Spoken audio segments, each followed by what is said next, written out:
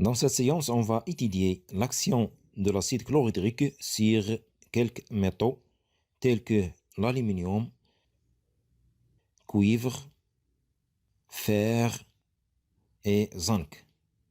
Pour cela, on prépare 4 types à essai et on met dans le premier type l'aluminium en poudre.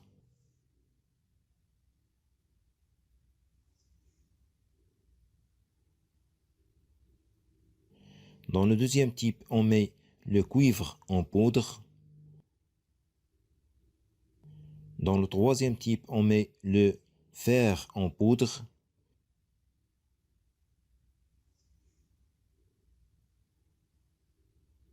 Et dans le quatrième type, on met le zinc en poudre.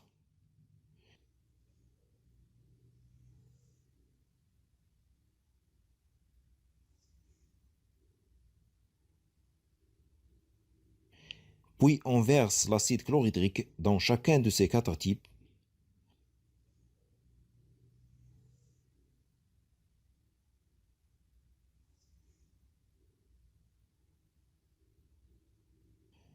On bouche les 4 types et on observe que se passe-t-il entre ces 4 métaux et l'acide chlorhydrique. Pour cela, on va observer un par un et suivre que se passe-t-il à l'intérieur de chaque type. Prenons le type qui contient le zinc et l'acide chlorhydrique.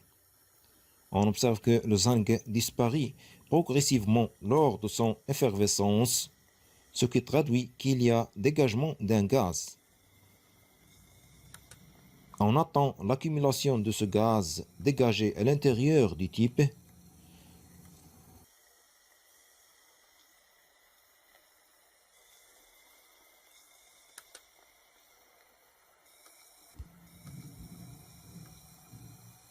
On prépare une allumette enflammée et on essaie de l'approcher à proximité de l'orifice du type. On entend une légère détonation accompagnée d'une flamme. Donc, ce gaz n'est autre que le dihydrogène. De plus, la disparition du zinc montre qu'il se transforme en ion de zinc Zn2+. Il se produit donc à l'intérieur du type une réaction chimique entre le zinc et l'acide chlorhydrique, dont les produits sont le dihydrogène et une solution contenant les ions Zn2+, et les ions Cl-. C'est le chlorure de zinc. Et l'équation bilan de la réaction chimique est Zn plus 2H plus Cl-, flèche, c'est-à-dire donne H2 plus Zn2 plus 2Cl-. On passe au type à essai contenant le fer et l'acide chlorhydrique. On observe aussi que le fer disparaît progressivement avec l'effervescence, qui traduit le dégagement d'un gaz. On attend que la pression augmente à l'intérieur du type bouché.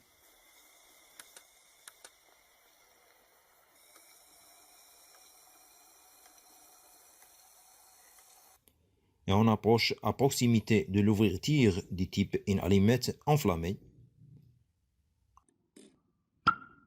On entend une légère détonation accompagnée d'une flamme.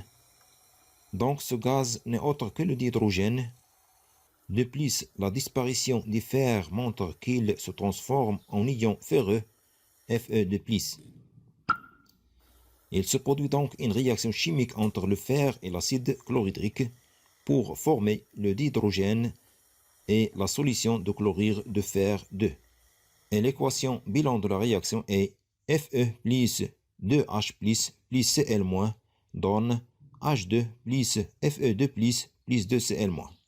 On passe au type à essai qui contient le cuivre et l'acide chlorhydrique. On observe que rien ne se passe puisqu'il n'y a pas de changement, c'est-à-dire le cuivre et l'acide chlorhydrique ne se réagissent pas et on dit qu'il n'y a pas une réaction chimique entre le cuivre et l'acide chlorhydrique. On passe au type à essai contenant l'aluminium et l'acide chlorhydrique. On observe que l'aluminium disparaît progressivement avec l'effervescence qui montre le dégagement d'un gaz. On attend que ce gaz s'accumule à l'intérieur du type ASA.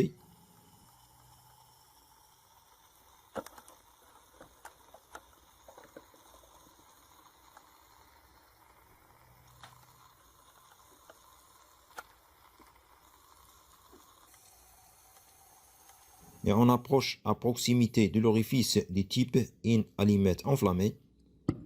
On entend une légère détonation accompagnée d'une flamme. Donc, ce gaz n'est autre que le dihydrogène.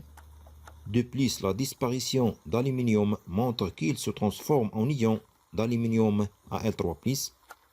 Donc, il se produit à l'intérieur du type une réaction chimique entre l'aluminium et l'acide chlorhydrique pour former le dihydrogène et la solution de chlorure d'aluminium. L'équation bilan de la réaction est 2Al plus CH plus Cl- donne 3H2 plus 2Al3 plus 3Cl-.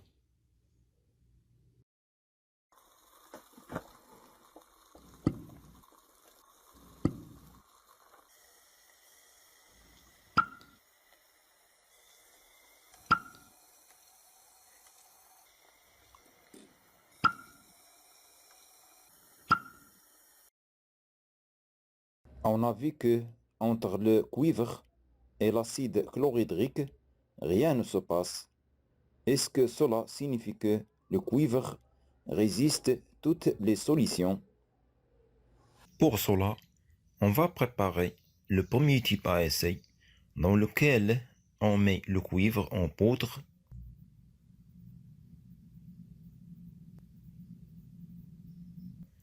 et on ajoute l'acide sulfurique.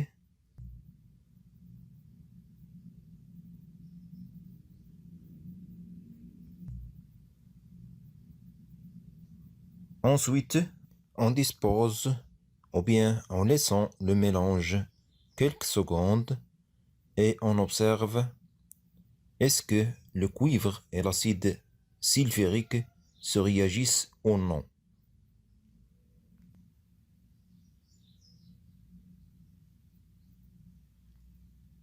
On observe qu'il n'y a aucun changement dans le type ASA, c'est-à-dire l'acide sulfurique n'agit pas sur le cuivre. On va chercher d'autres solutions et on choisit l'acide chlorhydrique et l'acide nitrique. Pour cela, on introduit le cuivre en poudre dans deux types ASA.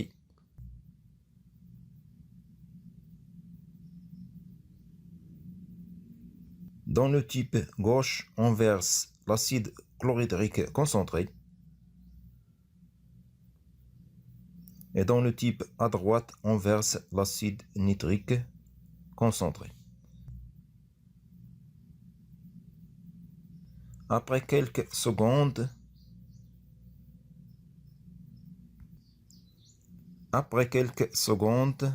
qu'est-ce qu'on observe?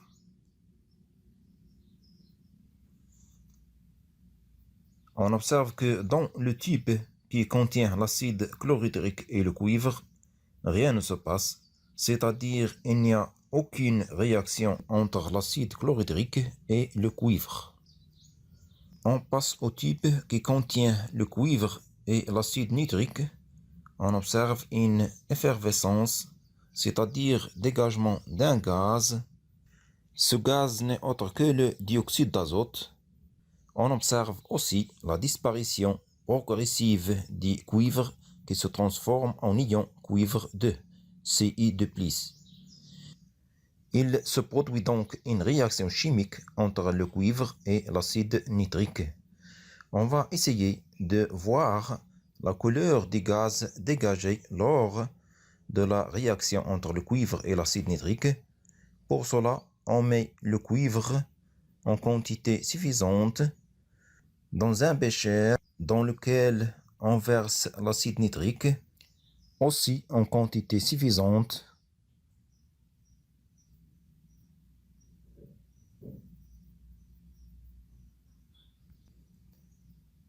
On ajoute un peu de cuivre.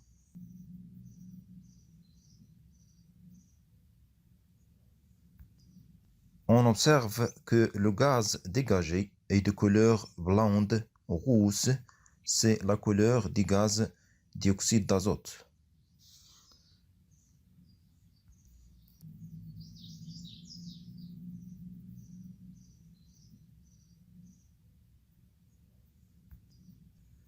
Le dégagement des gaz s'accompagne de la disparition progressive du cuivre avec effervescence.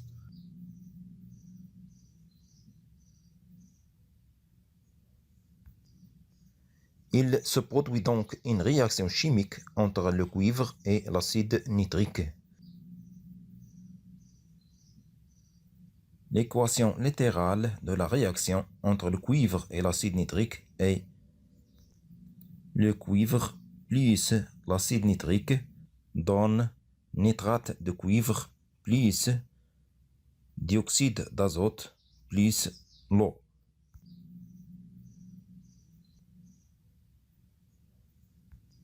L'équation bilan de la réaction entre le cuivre et l'acide nitrique est Cu plus 4HNO3 donne CuNO3